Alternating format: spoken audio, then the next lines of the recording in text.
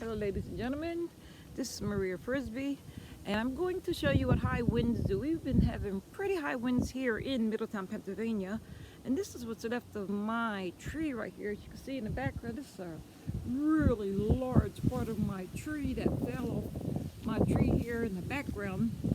I go here on the other side of it. You see the wind is still blowing. I go to the other side of it. But that you see, ladies and gentlemen, that's what's left of my tree. And the winds have been pretty high, and this is what has blown down so far. Look at that big part of the tree. Blew down, ladies and gentlemen. Yes, to show it to you in the background. Isn't that horrible? It's still windy out here, ladies and gentlemen, but I just wanted to share with you how part of my tree broke off of my main tree here in Middletown, Pennsylvania. Again, here is part of the bark. God bless all of you. However, that's it.